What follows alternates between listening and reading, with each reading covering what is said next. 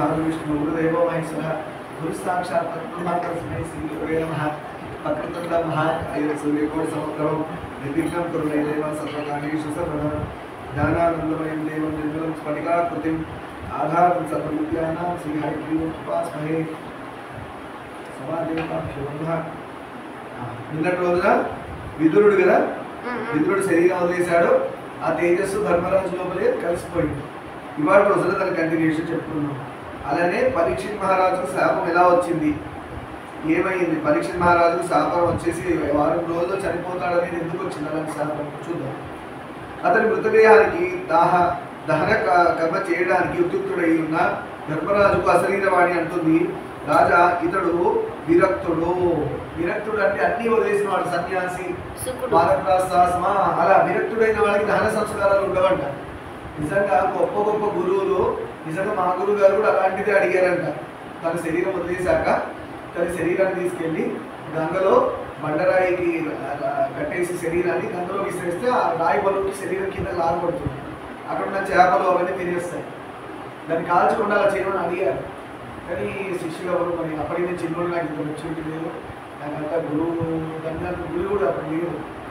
నిజంగా గురువు శరీరం కాల్చకూడదు, అన్ని శరీరాలలాగా కాల్చరు గురువు శరీరాన్ని. అర్థమైందా? ఏ గురువు శరీరాన్ని కూడా కాల్చరు. గురువు కదా ఒక గొప్ప, ఎలా అంటే మనం చేయగలిగిన గొప్ప సంస్కారం అదే. గురు శరీరాన్ని కాల్చకూడదు. మా ఎదురు శుభా గుర్తుపెట్టుకోండి ఫ్యూచర్లో, గురువు శరీరాన్ని కాల్చకూడదు. దాన్ని ఏం చేస్తారు, ఒక మహాయోగి ఇంకో గురువు గారు కూడా అన్నారంట, తను చనిపోయాక తన శరీరాన్ని 6 భాగాలుగా చేసి శరీరాన్ని 6 భాగాలుగా కొయ్యమన్నాడు. 1 2 3 4 5 6 6 భాగాలుగా చేస్తే ఎలా అయితే మీరు పై చాట్లో పై డయాగ్రామ్ సెక్టార్స్ లాగా పిజ్జాలో కంపేర్ చేస్తే బాగుంటుందో చేయండి సెలవు కదా. అలా గురువు గారు ఒక పెద్ద ఆయన అలానే అన్నారంట, తన శరీరాన్ని 6 ముక్కలుగా కట్ చేసి ఒక్కొక్క భాగం ఒక్కొక్క శిష్యుడు, ఒకటి నార్త్ ఈస్ట్, ఓకేనా, ఒక ఈస్ట్కి, ఒకటి ఇట్లా అక్కడ 6 డైరెక్షన్లో పోయి మొత్తం 6 డైరెక్షన్లు 6 భాగాలు 8 భాగాలు అంతా చేసి అన్ని దిక్కులకు పోయి చివరి తన ఎంతో ఉంటుంది అంత కడిచేసి ఆ భాగం అక్కడ వదిలేసి రావాలి. అక్కడ కుక్కలు జంతువులను తింటాయి. ఏదో ఆ సిస్టమ్ అంతా ఫాలో అవ్వాలి. గురు శరీరాన్ని అలా చేస్తారు. లేదా రెండవది గంగలో బండరాయి కట్టేసేసి వదిలేయాలి చేపలు అవన్నీ తినడానికి. నిజంగా అలా చేయలేకపోయాము. నా గురువు గారు కూడా అలా చేశారు తెలియదు. కానీ గురువు అంటే ఎందుకు అలా, గురువుకి ఎందుకు శరీరాన్ని అలా చేయమంటారు, దహన సంస్కారాలు ఎందుకు చేయరు గురువు గారి శరీరం అంటే, గురువు త్యాగమూర్తి, జీవితం అంతా ఇంకో పరోపకారమే. ఆయన ఎందుకంటే ఏముండదు, ఆయన ఎంతసేపు చేయడమే ఇంట్రెస్ట్. ఇంకోటి నాలెడ్జ్ ఇవ్వడం, ఇంకోటి లైఫ్ డెవలప్మెంట్, శిష్యుల లైఫ్ డెవలప్మెంట్, ఎంతసేపు అవతల గురించి ఆలోచిస్తూ ఉంటాడు గురువు. తన జీవితంలో 24 గంటలు తనకంటూ పెట్టిన టైం తప్ప, తన ఫ్యామిలీకి, తన శిష్యురాళ్ళు, ఇది ఫ్యామిలీ ఇంతే. ఇది కాబట్టి తనకు అనేది ఆలోచన ఉండదు గురువుకి. అది గురువు యొక్క గ్రేట్నెస్. అలాంటి గురువు గారు తన శరీరం పడిపోయాక కూడా ఆ శరీరం ఇంకో జంతువుకు ఉపయోగపడాలనుకుంటుంది. అది దాన్ని కాల్ చేసేసి బూడిద చేసేయకుండా ఇంకో చేపలతో ఎక్కువ ఆహారంగా ఉంటుందని ఇలా బండరాయి కట్టేసి పడిపోయింది. నాకైతే కాశీలో అని ఇంట్రెస్ట్, చూడాలి శివుడు ఏం చేస్తాడు. కాశీలో ఇంట్రెస్ట్ కాబట్టి అక్కడే పోయింది, అక్కడే గంగలో రాయి కట్టేసి పడేస్తే ప్రశాంతం చేపలతో వాటిలో. అశరీరవాణి అంటుంది, రాజా అతడు విరక్తుడు, జాగ్రత్తగా దహనారుడు కాదు. చూసారా, విరక్తైన వాడికి దహన సంస్కారాలు ఉండవు. విరక్తుడు అంటే అన్నీ వదిలేసినవాడు. అదే వానప్రస్థం నుంచి సన్యాసానికి వెళ్ళిపోవడం. నీ దారిని నీవు వెళ్ళు అన్నది. అంటే ఆ శరీరాన్ని అట్లా వదిలేసాయి, కాకులు గద్దలు పొడిచి ఆ శరీరాన్ని తినేస్తాయి, లాక్కొని పీక్కొని తినేస్తాయి. అలా జంతువుల కన్నా వదిలేయాలి, నీళ్ళలో పడేసి సముద్రంలో పడేసి జంతువులు చేపల కన్నా వదిలేసి అన్నది. అంతటా ధర్మరాజు హృదయభారంతో తిరిగి శతాభిప్రాయముని ఆశ్రమానికి వెళ్ళి ఈ విషయం అంతా చెప్పగా అందరూ బాధతో విదురుని సంస్మరిస్తూ గంగలో స్నానం చేశారు. విదురుడు వెళ్ళిపోయాడని మళ్ళీ ఎక్కడైతే మన ధృతరాష్ట్రుడు, ఇంకెవరు, కుంతీదేవి, ఇంకా సంజయుడు, గాంధారి, వీళ్ళందరూ ఉన్నారు కదా, సంజయుడిని, గాంధారి, వీళ్ళందరూ విదురుడు వెళ్ళిపోయాడు అని చెప్పగానే అందరూ బాధపడి ఇప్పుడు ఏమైంది, ధర్మరాజు వచ్చి చెప్పాడు ఈ విషయం. చెప్పాను అందరూ ఆ పక్కన గంగలో స్నానం చేశారు. చనిపోయిన వాడు ఎవరు? తోబులు విదురుడు. ఎవరికి? ధృతరాష్ట్రుడు. పాండరాజు ఎప్పుడో వెళ్ళిపోయాడు, మిగిలిన ధృతరాష్ట్రుడు ఒకడే. అంటే ఫస్ట్ పెద్దవాడు మిగిలిపోయాడు, మధ్యలో వాడు పోయాడు, చిన్నవాడు చనిపోయాడు కదా. ముని శాపం చెప్పాను కదా, భార్యతో కలిసి చనిపోయాడు. పాండవుల ఆశ్రమంలో ఉండగా ఒకనాడు వ్యాస నారదులు మునిగడంతో అక్కడికి వచ్చారు. వ్యాస మహర్షి నారదులు పాండవులు ఆశ్రమంలో ఉన్నప్పుడు వచ్చారంట.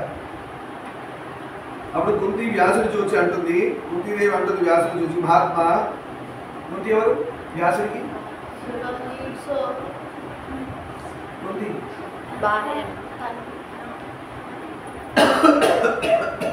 సరిగా ఆలోచించాడు. వ్యాసుడికి అమ్మికి పుట్టిన వాళ్ళు ఎవరు? విదురుడు. అమ్మికి అంబాలిక ధృతరాష్ట్రుడు. గుడ్డివాడు కదా, ధృతరాష్ట్రుడు పుట్టాడు. వ్యాసుడికి అంబాలిక పుట్టిన వాడు ఎవరు? పాండురాజు భార్య ఎవరు? కాదు, ఆమె కుంతియే.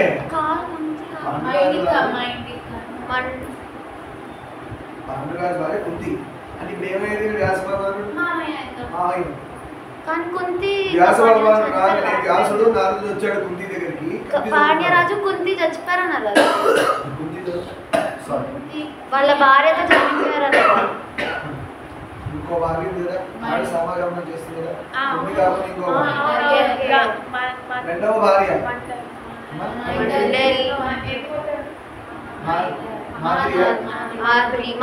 మాద్రి.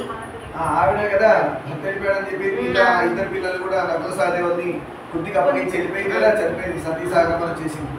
అలా సరే వ్యాసుని చూసి, మహాత్మా కర్ణుడు నా సుతుడు.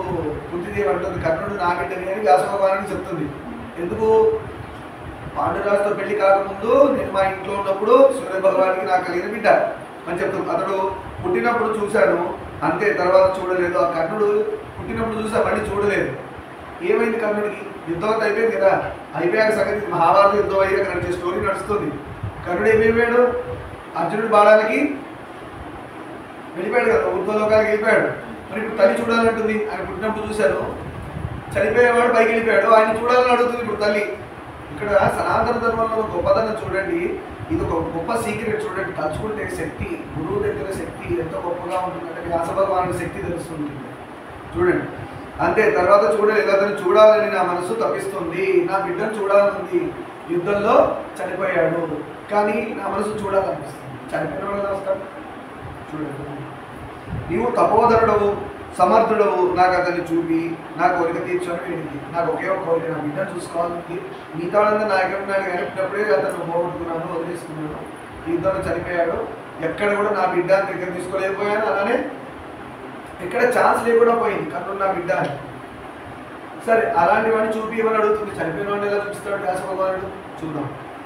అలాగే గాంధారి సుయోధనాథులు తన నూరుగురు కుమారులను సుభద్ర మహావీరుడైన అభిమన్యుని ఒకసారి కరువు తీరేలా చూడాలని కుతూహలపడుతున్నామని వ్యాస భగవాన్ అడిగాడు. అలానే ఇంకెవరు అడిగింది? దుర్యోధనుడి తల్లి ఎవరు? గాంధార్య. గాంధారి గారు ధృతరాష్ట్రుడి భార్య ఎవరు? గాంధారి కూడా అడిగింది, మా నూరుగురు కొడుకులు చూసుకుంటాను. అలా అభిమన్యుడి తల్లి ఎవరు? సుభద్ర. సుభద్ర కూడా అడిగింది, నా బిడ్డను చూసుకోవాలి. ఇద్దరు చెప్పారు కదా వీళ్ళందరూ అని వ్యాస భగవాను అడిగారు. వీళ్ళందరూ కృష్ణుడి చెల్లెలు సుభద్ర, అర్జునుడు ఎత్తుకొచ్చి చేసుకుంటారు కదా పెళ్ళి. కౌరవులు. మహాభారతం చెప్పుకోండి. మీకు యాక్చువల్ మహాభారతం చెప్పుకుంటే కొంచెం ఈజీగా ఉంటుంది. మహాభారతం మనం కూడా పెట్టచ్చు. సరే అని అడిగారు అందరూ. అభిమన్యుడిని చూడాలన్నారు. అంతటా సంధ్యా సమయం కాగా వేదవ్యాసుడు ధర్మరాజులతో గంగా తీరం చేరి అక్కడ సంధ్యావందనానికి కార్యక్రమాలు ముగించుకొని ప్రాణాయామం చేసుకుంటూ అమ్మవారిని స్తుతి చేయడం స్టార్ట్ చేశారు. వ్యాస భగవాను వీళ్ళందరూ అడిగారు కదా సాయం సంధ్య ఏంటంట. సంధ్యావందనాలు సూర్య నమస్కారాలు చేసుకొని అమ్మవారిని ప్రార్థన చేస్తున్నారు వ్యాస భగవానుడు. అమ్మ నా శక్తి ఉంది, అంతా నీ శక్తి కదా, వీళ్ళందరూ నన్ను ఇలా అడిగారు కోరిక, వాళ్ళ బిడ్డను చూసుకుంటారు, ఒక్కసారి వాళ్ళని చూపియమ్మా, వాళ్ళ కోరికలు తిరుగుతాయని వ్యాస భగవానుడు ఎవరు అడుగుతున్నారు? అమ్మవారు. ప్రకృతివి పురుషాశ్రయవు సగుణ నిర్గుణ బ్రహ్మస్వరూపులకు ద్వీప నివాసివి నీకు నా నమస్సులు అంటే నమస్కారాలు అంటున్నాడు. బ్రహ్మేంద్రాదులు అష్టదిక్పాలకులు సూర్యచంద్రులు పంచభూతాలు గుణాలు ఇంద్రియాలు మనోబుద్ధ్యహంకారాలు లేని కాలంలో కూడా అస్తిత్వాన్ని కోల్పోకుండా నిత్యంగా స్థిరంగా నిలిచి ఉండే పరాశక్తివి నీకు నా నమస్కారములు అంటాడు. ఇవి ఏమి లేనప్పుడు కూడా మౌనం. అరిషడ్ వర్గాలు ఉన్నా నీకు ఏమేమి కనబడుతున్నాయో ఏమేమి కనబడట్లేదు అవన్నీ ఉన్నా లేకున్నా కూడా మౌనం. అవన్నీ లేనప్పుడు మౌనం, అవన్నీ ఉంటే మనం కూడా ఉన్నాం. అంటే అమ్మవారు ఎప్పుడూ ఉన్నారు. ఎప్పుడున్నారు? మన నిద్రపోయినా కూడా మనలో ఉన్నారు, మన మేలుకున్నా కూడా మనలో ఉన్నారు. అందరిలో అమ్మవారు ఉన్నారు అనే ఆలోచన మారినప్పుడే మనం ఇంకోళ్ళతో ప్రవర్తించే తీరు మారుతుంది. రోడ్డు దగ్గర శరీరం చూసి మనం లేదంటే ఇక్కడ పిల్లలు సరివనం మౌతాను సహనము శుభాను ఇట్లా సంజన ఇలా అంటున్నాం, కానీ శరీరాలు చూసి లోపలంతా అమ్మవారు కనపడడం స్టార్ట్ అయితే ఏమవుతారు? పేరు పెట్టి చూస్తారా? అమ్మ అని మారిపోతుంది. ఎందుకంటే వాళ్ళలో అమ్మవారు కనపడుతూ ఉంది. ఇంకా శరీరాలు ఎందుకు కనపడతాయి?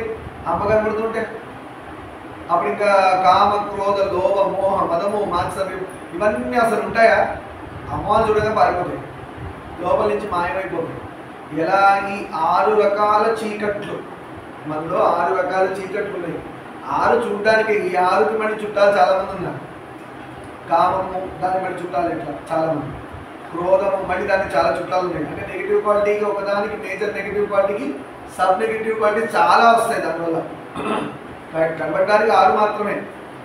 అలా ఈ 6 రకాల చీకట్లు మనిషి లోపల నుండి ఆత్మని కనబడకుండా మబ్బులాగా పట్టి ఉన్నాయి. ఆత్మ ఎప్పుడైతే కనబడుతుందో అంటే ఆత్మ సాక్షాత్కారం జరిగిందో, సూర్యోదయం అయితే ఈ 6 రకాలు వాటి చెల్లెళ్ళు అక్కడైన మిగతా చీకట్లన్నీ వెళ్ళిపోతాయి. ఆత్మ సాక్షాత్కారం జరిగే వరకు తపస్సు చేయాలి. మీ చిత్రాన్ని కనిపించేట్లా చేయాలి. ఎందుకంటే ఇట్లా చెప్పాలని నేను చేస్తాను. రాత్రి కూడా సాధన చేయడం అంటే, సాధన అంటే రాత్రి కూడా కూర్చొని కళ్ళు మూసుకొని కూర్చోవడం అనే కాదు. మీరు 24 గంటల్లో శరీరంతో కలిపి ఎన్ని పనులు చేస్తున్నారు, శరీరాన్ని పక్కన పెట్టి ఎన్ని పనులు చేస్తున్నారు అంటే అదే సాధన. శరీరంతో కూడి చేసేది సాధన ఉంది, శరీరాన్ని పక్కన పెట్టి చేసే సాధన ఇంకొంచెం పైన, అదే ఆత్మ సాధన. శరీరంతో చేసే పనులు ఏంటి? పిల్లల్ని చూసుకోవడం, నాలుగు చూసుకోవడం, నాలుగు పడడం, నా స్టూడెంట్స్ని చూసుకోవడం, నాకు నమ్మిన ఫ్రెండ్స్ని చూసుకోవడం, నా పరోపకార ధర్మం ఉంటుంది, వేరే భూతాలు ఉంటాయి, లేదంటే వేరే ప్రాణులు ఉంటాయి, వాటిని పట్టించుకోవడం. అవునా? వర్షం వచ్చింది, కుక్కలోకి వస్తే నీటేసేస్తాం.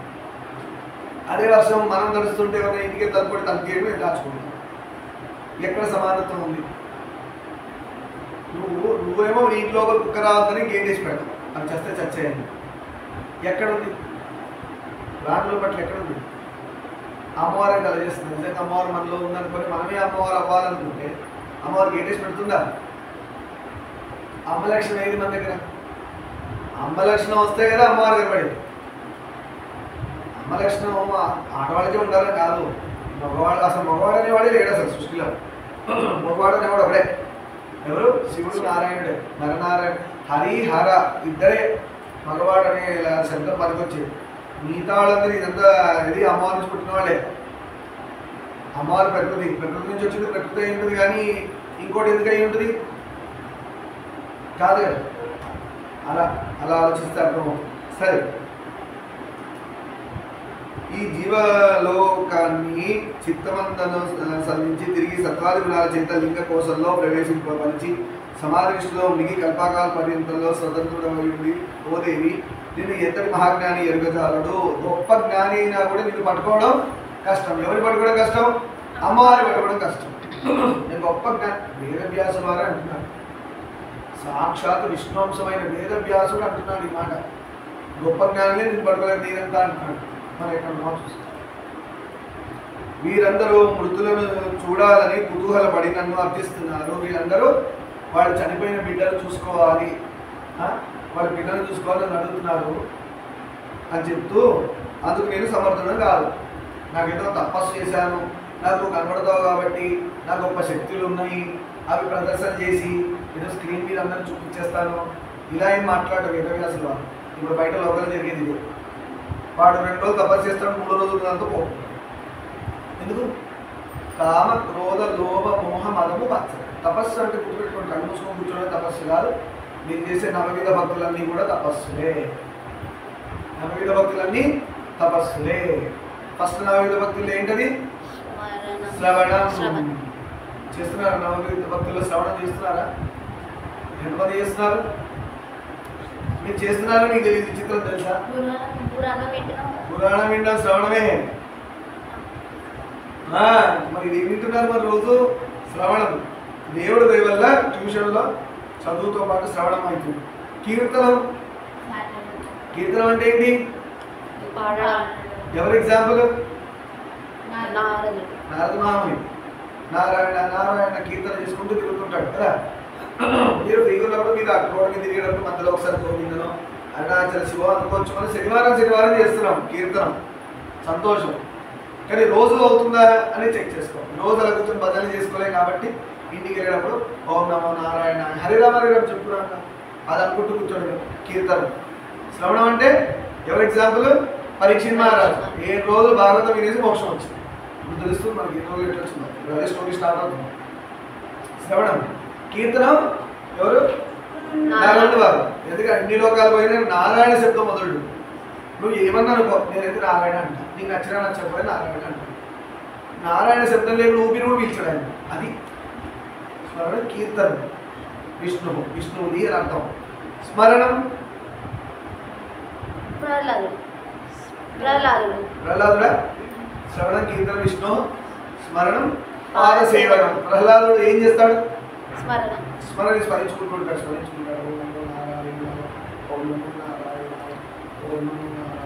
అంతే ఆయన మనదే. అని పిల్లలు ఆడుకుంటుంటే ఆడాలని లేదు. ఇదే ఉంది పోయిన జన్మలో పిల్లాడగా నేను కూడా ఆడాను, ఈ జన్మలో మళ్ళీ ఆడేందుకు టైప్ చేస్తాను వద్దు.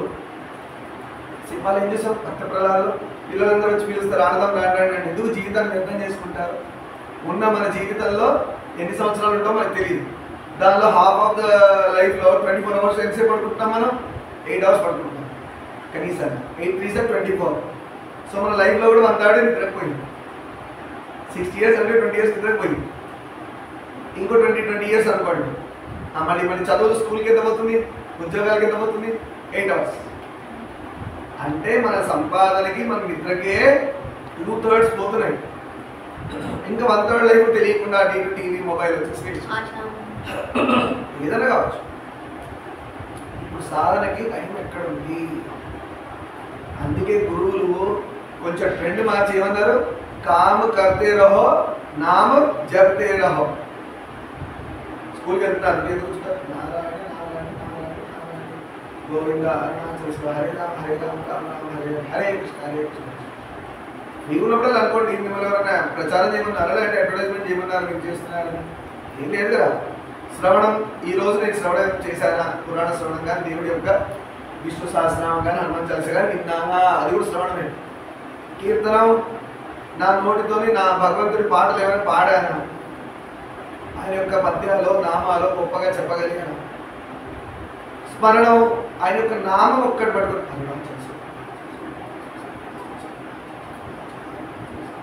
అయినా తర్వాత పాదసేవనం. శ్రవణం కీర్తన విష్ణు. స్మరణం పాదసేవనం. పాదసేవనం అంటే ఎవరు? లక్ష్మమ్మ వారు. ఇంట్లో లక్ష్మణుడు లక్ష్మమ్మ వారే చేశారు పాదసేవనం. ఎవరికి? నారాయణ స్వామి హస్బెండ్కి. మనం మీరు నిజంగా పాదసేవనం చేయాలి అలానే అనుకుంటే ఇంట్లో ఎన్నో దేవుడి పటాలని కొంచెం కాళ్ళ దగ్గరికి వెళ్ళి అలా ఒత్తినా చాలు ఆ ఫీలింగ్తో. స్వామి అమ్మవారు ఏమో నీకు లైవ్గా చేస్తారు, మాకు ఆ సీన్ లేదంతా.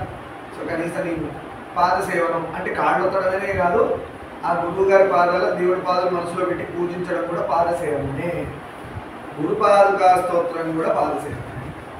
గురువు గారి పాదాలని ధ్యానం పెట్టుకొని అఖండ అనంత సంసార సముద్రకార నౌకావికాభ్యం గురుభక్తిభ్యం వైరాగ్య సామ్రాజ్య పూజాభ్యం నమో నమ శ్రీ గురుపాదుకాభ్యం అని మనసులో గురుపాదుకలు పెట్టుకొని పూజ చేయడం కూడా పాదసేవనే.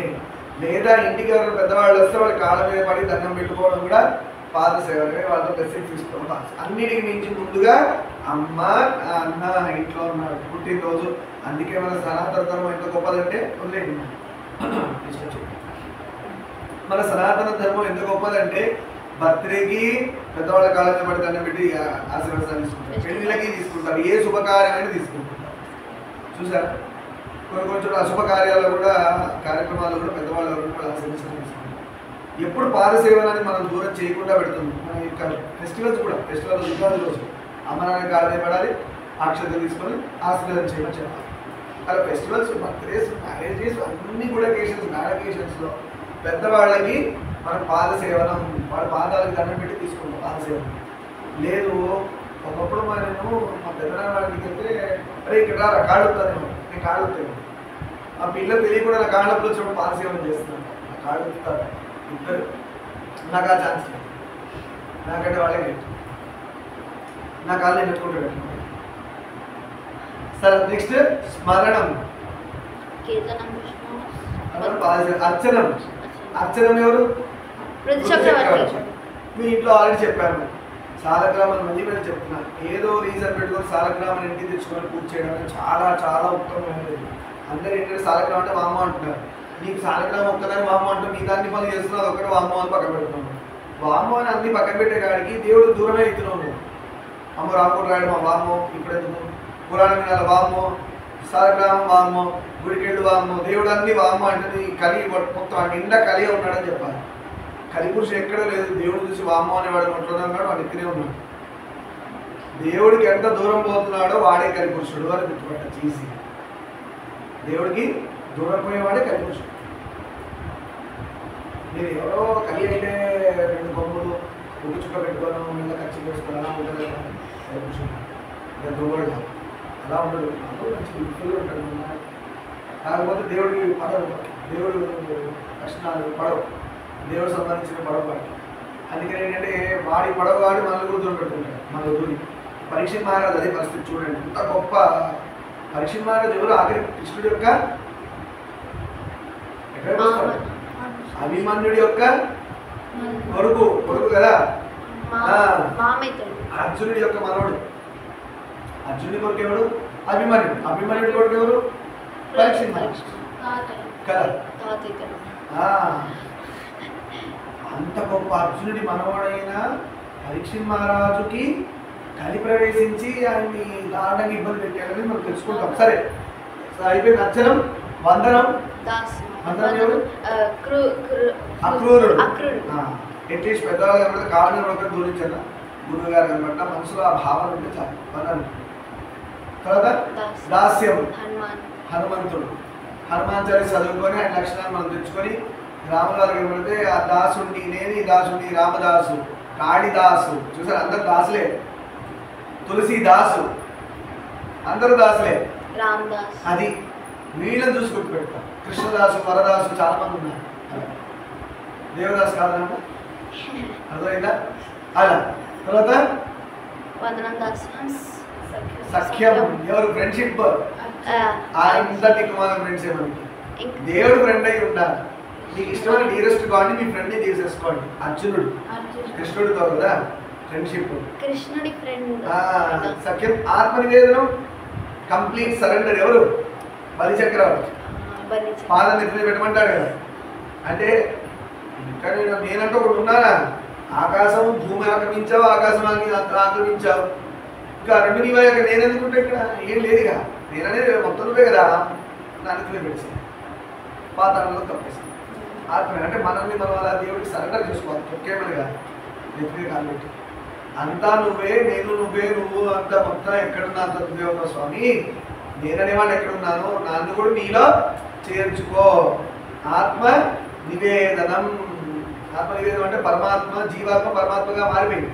లేవంటే జీవాత్మ పరమాత్మకి సరెండర్ అయిపోయింది. ఇంకా బాగా చెప్పండి, జీవాత్మ పరమాత్మగా మారింది. సరే, నేను సమర్థులను కావాలి తల్లి, నీవు కరుణించి వీరికి ఆ వృద్ధులను చూపించు అని వేదవ్యాసుడు ప్రార్థనపూర్వకంగా స్తుతించగా ఫలాంబిక సంప్రీతే స్వర్గం నుండి ఆ పార్థివులందరినీ రప్పించి వారికి చూపించింది. అమ్మవారి దర్శకులు స్వర్గం నుండి వీళ్ళందరూ పెట్టాలి అని పిలిచింది. 9 మంది కౌరవులు, అభిమన్యుడు, కర్ణుడు, వీళ్ళందరూ వచ్చారు. ధర్మరాజు, వేదవ్యాసులు వారిని అడిగితే వీళ్ళందరూ చూపించడానికి అందరూ వచ్చారు. ఆకాశంలో వచ్చిన స్వర్గం నుంచి వచ్చారు. దివ్యమైన దేహాలు అవి. మళ్ళీ ఈ కప్పు కొట్టే దేహాలు కాదు, మళ్ళీ అన్నీ లైటింగ్ బాడీస్. ఎలా ప్రొజెక్టర్ స్క్రీన్ మీద లైట్తో పడుతుంది బాడీ, అలా నిజంగానే స్క్రీన్ సినిమా స్క్రీన్ మీద ఎలా ఉంటాయి బాడీస్ అలా కనబడతాం దివ్య దేహాలు. కుంతి గాంధారి ఉండదు వారు అలా కనబడిన స్వజనాన్ని చూసి మహానందం చెందారు, చాలా సంతోషపడ్డారు. కోరికలు తీరినాయి కదా. అంటే వీళ్ళేమన్నా చెడ్డవాళ్ళ? అమ్మవారు సాక్షాత్తు చనిపోయిన వాళ్ళని స్వర్గం నుంచి రప్పించి చూపించిందంటే వీళ్ళేమన్నా చెడ్డవాళ్ళ? వీడు మహానుభావుడు, గొప్పవాడు వీడు. అందుకు అమ్మవారు వాళ్ళ మాటని ఒప్పుకొని వాళ్ళ కోరికను మన్నించింది, చూపించింది. కౌరవులు చనిపోయి గెలిపారు కదా, అడిగిన వాళ్ళు ఎవరు? ధృతరాష్ట్రుడు. ఎవరి కొడుకు? వేదవ్యాసుడు. తిరిగి వేదవ్యాసుడు కొడుకులే కదా వీళ్ళందరూ, ధృతరాష్ట్రుడు, పాండురాజు, విదురుడు. అమిత తేజస్వి అయిన వ్యాసుడు దేవిని స్మరించి వారిని తిరిగి స్వర్గలోకానికి పంపివేయగా చూసిన వారందరికీ అదొక ఇంద్రజాలంలాగా తోచింది. ఏదో మెజిషియన్ మ్యాజిక్ చేసినట్టు అనిపించింది. వేదవ్యాసుడు మళ్ళీ అమ్మవారు తచ్చుకుని వాళ్ళందరూ స్వర్గానికి వెళ్ళమంటే అందరూ వెళ్ళిపోయారు స్వర్గానికి. ఎలా లైన్కి ఇలా వచ్చారు ఆకాశంలో నుంచి నుంచున్నారు ఆకాశంలో. మళ్ళీ అందరూ వెళ్ళిపోవడం మళ్ళీ అందరూ ఫిలిమ్స్ వెళ్ళిపోయినట్టు వెళ్ళిపోయారు. పైకి ఎట్టి నుంచి వచ్చాయో ఆకాశ మార్గం దూరం వెళ్ళిపోయాయి. ఇవన్నీ ఉన్నాయి. ఎలా తెలుస్తుంది? ఆ తెలిసే విద్యను తెలుసుకోండి కదా. అది గురువుని అడిగితే చెప్తారు, ఆ విద్య నేర్పిస్తారు. ఆ విద్యను పట్టుకుంటే ఆ విద్య నేర్పిస్తారు. అప్పుడు మీరు ఈ శరీరాన్ని చూడడం మానేస్తారు. ఏది ఇంపార్టెంట్ అది చూడడం సార్. అది నా గురువులకు తెలుస్తుంది. సరే, అనంతరం వ్యాసుని అనుమతి పొంది పాండవవాదులు హస్తినగరానికి తిరిగి వెళ్ళిన 3వ రోజున గాంధారి, కుంతి, ధృతరాష్ట్రుడు వనంలో దావాన్ని దగ్ధులై మరణించారు. మొత్తానికి గాంధారి పాండవులందరూ తిరిగి హస్తినాపురానికి వెళ్ళిపోయిన 3వ రోజున గాంధారి, కుంతి, ధృతరాష్ట్రుడు ముగ్గురు అక్కడ వనంలో మంట అంటుకుంది దావాన్ని. ఆ మంటలో చిక్కుకుపోయే వాళ్ళు దానిలో చనిపోయారు. సంజయుడు కూడా ధృతరాష్ట్రుడు విడిచిపెట్టి తీర్థయాత్రకు పోయి అక్కడ సంజయుడు ధృతరాష్ట్రుడు వదిలేసి దూరం పోయి ఆయన కూడా శరీరం వదిలేసి ఆయన కూడా పూర్వలోకాలకు వెళ్ళిపోయాడు. ఈ వార్తలు ధర్మజుడు నారదుడు వాళ్ళ విధి దుఃఖితులు అయ్యారు. అయ్యో అందరూ వెళ్ళిపోయారు. ఇక పేరెంట్ కలిగే ధర్మరాజు ఎవ్వరు లేరు, అందరూ వెళ్ళిపోయారు, స్వర్గవాసులు అయిపోయారు. కౌరవ నాశనం జరిగిన 36 సంవత్సరాలకు కౌరవులందరూ చనిపోయిన 36 ఇయర్స్కి ప్రభాస తీర్థంలో విప్రశాపం చేత యాదవులు మతిల్ల ద్రావి ఒక ఋషి శాపం వల్ల యాదవులందరూ ఏమైంది, వాళ్ళు కొడుకున్నారు. కృష్ణుడు బలరాముడు అంతా అందరు యాదవులు చచ్చిపోయారు. శాపం ఉంది కదా, చెప్పాను కదా.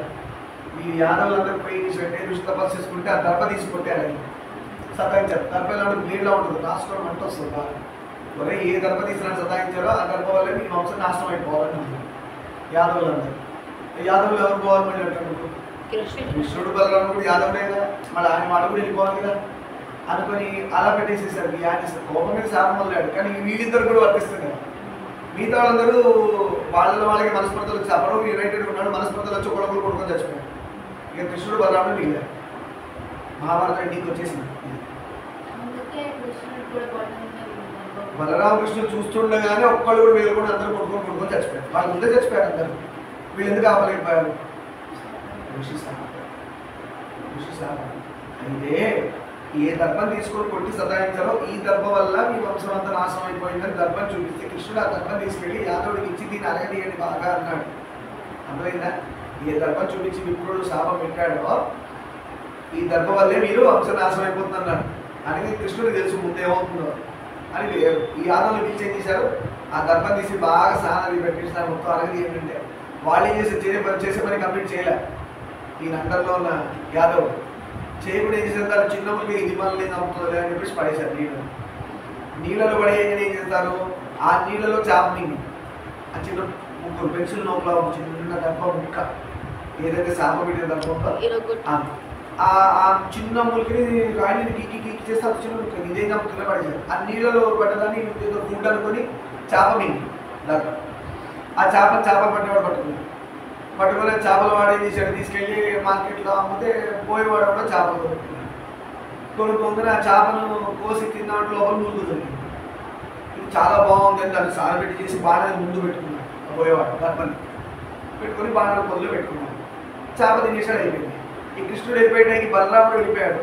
వెళ్ళిపోయేటప్పుడు కృష్ణుడు కూడా వెళ్ళిపోవాలి కదా. వెళ్ళిపోయడానికి వచ్చేసరికి ఇంట్లో వాళ్ళకి చెప్పేసి ఆయన వచ్చాడు. వచ్చి అడవిలో చోటు హాయిగా తల ఆంచుకుని చెట్టుకి కాళ్ళు ఆడిస్తున్నాడు. ఈ వేటగాడు చూస్తే కాళ్ళకు పారాని పీకి కనిపిస్తే కుందేలు అనుకున్నాడు. తీయగా బాణం కరెక్ట్ ఆ దెబ్బ పులుకున్న బాగానే వచ్చింది. చేతి వేసి కొడితే కృష్ణుడి కుడి బొటన వేలుకు తగిలి ప్రాణం వదిలేశాడు. ఇక్కడ గుడ్డలో ప్రాణం వదిలేస్తాడు కదా. మీరు ఇక్కడ కుడివేలికి బాణం తగిలి చచ్చిపోయిన వాడు ఎవరైనా చూశారు. అంటే దీని అర్థం ఏంటి? కృష్ణుడు తనకు తానుగా శరీరం వదిలాడు. వంక ఎలా వచ్చింది? బ్రాహ్మణ శాపంగా యాదవులందరూ పోవాలని. కాబట్టి ఏ దర్బాటు పెట్టి అన్నాడో ఆఖరి వాడి కృష్ణుడు వెళ్ళిపోయాడు. యాదవుడు ఆఖరి వాడి యాదవుడు కృష్ణుడు వెళ్ళిపోయాడు. సరే, ఆ అనాథ కన్యను చూసి సరే అనంతరం బలరాముడు కూడా దేహత్యాగం చేశాడు. ఇక ఆఖరి కృష్ణుడు మిగిలాడు. ఆ కృష్ణుడి విప్రశాప ఫలితంగానే కిరాతుడు బాణాహితుడై మరణించాడు. కృష్ణుడు కూడా శరీరం వదిలేశాడు. ఇప్పుడు అదే చెప్పుకున్నాం. శ్రీహరి శరీర త్యాగ వార్త విని వసుదేవుడు శ్రీ భువనేశ్వరిని తన చిత్తంలోనే పాదుకొలిపి పరంగతుడయ్యాడు. వసుదేవుడు కూడా వెళ్ళిపోయాడు అమ్మవారు తలుచుకొని. ఎవరు వసుదేవుడు? కృష్ణుడి ఆయన కూడా అమ్మవారి మనసులోనే నిలుపుకునేలా శరీరం వదిలేశాడు వసుదేవుడు. ఆ వార్తను విని విజయుడు ప్రభాస తీర్థానికి వెళ్ళి శోకాకురుడై వారందరికీ యథావిధిగా పారలౌకిక క్రియలను నిర్వర్తించి కాష్ట సంచలనం చేసి రామకృష్ణులకు సపత్నీకంగా దహనానికి సంస్కారాలు చేశాడు. బలరామకృష్ణులు ఇద్దరికి సంస్కారాలన్నీ కంప్లీట్ చేశాడు. ఎవరు? విజయుడు. అర్జునుడు ద్వారకా నగరానికి వెళ్ళి అతడి జనాన్ని అక్కడ నుండి తరలించిన వెంటనే సముద్రం ఆ నగరాన్ని ఆక్రమించి ముచ్చివేసింది. అర్జునుడు ఎప్పుడేం చేశాడు? ద్వారకాకి వెళ్ళి అక్కడ ఉన్న కృష్ణుడు లేడు కదిగా. ఇక అన్నీ పొంగుతాయి. షెడ్యూల్ ఇండికేషన్స్ అని యుగం మారుతుంది. ఇక ఏ యుగం వస్తుంది? కలియుగం రాబోతుంది. దాపరయుగం అయిపోతుంది. అవే ప్రళయాలు ఇవన్నీ. కృష్ణుడు వెళ్ళిపోయాక అయిపోతే అర్జునుడు వెళ్ళి అందరినీ ఇంకో చోటికి తరలించగానే సముద్రం వచ్చి ద్వారకని ముంచేసి పార్థుడు వారిని అందరినీ వెంటబెట్టుకుని హస్తినాపురానికి బయలుదేరిగా దారిలో చోరులు గోపికలను కొల్లగొట్టి ధనమంతా భరించి నిశ్చేషుడే అర్జునుడు ఏమి చేయలేకపోయాడు. అంత గొప్ప అర్జునుడు, మహాభారతం అంతమందిని చంపిన అర్జునుడు ఆఖరికి దారిలో దొంగలు ఈ గోపికలందరూ పట్టుకోపోతున్నాడు కదా అర్జునుడు. ఇంకో చోటికి తీసుకెళ్తాడు. ఈ లోపల దొంగలు పడ్డారు. గోపికల దగ్గర ఉన్నారని లాక్కున్నారు. అర్జునుడిని కూడా లాక్కున్నారు. అర్జునుడిని కట్టేశారు. అంత గొప్ప అర్జునుడిని దొంగలు ఓడించలేకపోయాడు. అంటే అర్థం ఏంటి? కృష్ణుడు ఉన్నాడు కాబట్టి ఇన్ని రోజులు గెలిచారు. కృష్ణుడు ఉంటే విజయం, కృష్ణుడు లేకపోతే విజయం. అంత కృష్ణుడు వెళ్ళిపోయాక ఎవరైనా ఎందుకు గెలుస్తారు? ఎవరైనా ఓడిపోవాల్సిందే. అప్పుడు గజ దొంగలు ఓడిపోయారు. అడవిలో ఉండే దొంగలు ఉన్నారా? వేట దొంగలు అంటారా, గజ దొంగలు అంటారా? అడవిలో చెట్ల మీద ఉండి ఆ బాటసారులని దోచుకుంటున్నారు. వెళ్ళే దారిలో వెళ్ళేవాడిని వాళ్ళ చేతిలో అర్జునుడు ఓడిపోయాడు. కట్టేశారు. అంత ఓడ్చుకున్నాడు. ఇలా ఇంద్రప్రస్థపురం చేరి అర్జునుడు అనిరుద్ధుడి కుమారుడైన వజ్రునకు యథావిధిగా పట్టం కట్టాడు. అనిరుద్ధుడు ఉన్నాడు కదా. అనిరుద్ధుడు ఎవరు?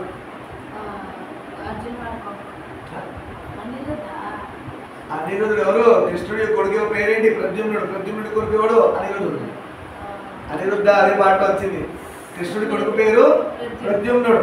ప్రద్యుమ్నుడి కొడుకు పేరు అనిరుద్ధుడు. ఇప్పుడు ఈయన వెళ్ళాడు. కృష్ణుడు వెళ్ళిపోయాడు కదా. అర్జునుడు వెళ్ళి అనిరుద్ధుడికి అక్కడ వజ్రుడికి యథాపతిగా పట్టం కట్టాడు. ఈ విషాద వార్తలో పార్థివుడు వ్యాస భగవానుడు చెప్పి శోకాతుడు అంటే అర్జునుడు వ్యాస భగవానుడు చెప్పి బాధపడుతుంటే వ్యాస భగవాను అన్నాడు, భవిష్యత్తు మళ్ళీ శ్రీకృష్ణుడు తిరిగి వస్తాడని చెప్తున్నాడు వ్యాస భగవాను. అప్పుడు అత్యుగ్రమైన నీ తేజ నీకు తిరిగి లభించగలనగా అతడు అక్కడి నుండి హస్తినాగానికి వెళ్ళిపోయాడు. అక్కడి నుంచి అప్పుడు మళ్ళీ నీ యొక్క తేజస్సు మొత్తం నీకు తిరిగి వస్తుంది. కృష్ణుడు వచ్చినప్పుడు నీ తేజస్సు నీకు తిరిగి వస్తుంది అనగానే హస్తినాపురానికి అర్జునుడు వెళ్ళిపోయాడు. అంటే కృష్ణుడితో పాటు ఈయన పౌరుడు కూడా వెళ్ళిపోయింది. ఎవరు? అర్జునుడు. ఈ మొత్తం వృత్తాంతం అర్జునుడు తీసుకెళ్ళి ఎవరు చెప్పాడు? ధర్మరాజుకు చెప్పాడు. శ్రీకృష్ణుడి శరీర త్యాగం యాదవుల సర్వనాశం విని ధర్మరాజు వికలచిత్తుడై 36 సంవత్సరాల వయసు గల ఉత్తరాత్మజుడు పరీక్షిత్తులకు పట్టం కట్టి భార్యలతో కూడి తాను హిమాచలానికి వెళ్ళిపోయాడు. ధర్మరాజు భార్య అందరిని తీసుకొని తమ్ముడు తీసుకొని హిమాలయానికి వెళ్ళిపోయాడు. మొత్తం ఇప్పుడు రాజ్యం హస్తినాపురం అంతా ఎవరికి ఇచ్చారు? పరీక్షిత్ మహారాజుకి ఇచ్చారు. ఎవరా పరీక్షిత్ మహారాజు? అభిమన్యుడి కొడుకు. అభిమన్యుడు ఉత్తరకే కదా పుట్టాడు పరీక్షిత్ మహారాజు.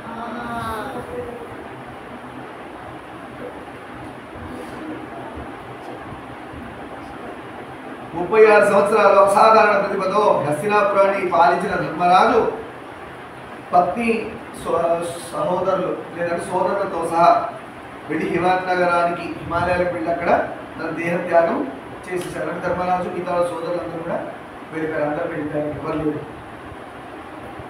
రాజర్షి అయిన రాజులలో ఋషి వంటి వాడు ఇంకా అంత ధర్మాత్ముడు ఎవరు? పరీక్షిత్ మహారాజు. ఎవరైనా అర్జునుడి యొక్క మనవడు. ఆయన అనిరుద్ధుడు ఇంకో చోట పరిపాలిస్తున్నాడు. కృష్ణుడి కొడుకు మనవడు, కృష్ణుడు మనవడు అనిరుద్ధుడు. అర్జునుడి మనవడు పరీక్షిత్ మహారాజు. 60 సంవత్సరాలు పాలించాడు. పరీక్షిత్ మహారాజు 60 సంవత్సరాలు పాలించాక ఇప్పుడు కలియుగం ఎంటర్ అవుతుంది. అంటే కృష్ణుడు వెళ్ళిపోగానే సింటమ్స్ స్టార్ట్ అయింది. యాక్చువల్గా కలియుగం రావడానికి ఎంత టైం పట్టింది చూడండి. యుగం మారుతుంది. ద్వాపర యుగం నుంచి కలియుగంలోకి వస్తున్నాం. అలా 60 సంవత్సరాలు ధర్మబద్ధంగా పాలించాడు. ఎవరు? పరీక్షిత్ మహారాజు. సకల జనరంజకంగా రాజ్యపాలన చేసి ఒకనాడు మృగయాశీలుడై అరణ్యాలకు వెళ్ళాడు. మృగాలను వేటాడడానికి వెళ్ళాడు. ఎవరు? పరీక్షిత్ మహారాజు. అక్కడ బాణావితమైన మృగం ఒక్కడు పరుడిపోగా అతడు దాని వెంట పడ్డాడు. ఒక మృగం కనిపిస్తే దాన్ని వేటాడదామని ఆయన దాని వెంట పడ్డాడు. అప్పటికి మధ్యాహ్నం వేళ అయ్యింది. చాలా అలిసిపోయాడు. చాలా దాహం వేస్తుంది. అటు ఇటు చూస్తున్నాడు అని చెప్పుకుంటూ ఈరోజు పురాణికుడికి శుభం పలుకుతాం. ఎందుకంటే రేపు రోజున పరీక్షిత్ మహారాజు శాపం ఎలా వచ్చింది, ఏం జరిగింది, అదొక పెద్ద స్టోరీ. దానికి కనీసం టైం ఎక్కువ పడుతుంది. కాబట్టి ఇవాటికి ఇక్కడ పరీక్షిత్ మహారాజు యొక్క దాహం వేసిన పాపం నీళ్ళ కోసం ఆగాడనే దగ్గర శుభం పలుకుతాం. సగం శుభామేశ్వర బాలాలు పంపిస్తూ లోకాన్ సంస్థాంచుకున్నాము. శాంతి శాంతి.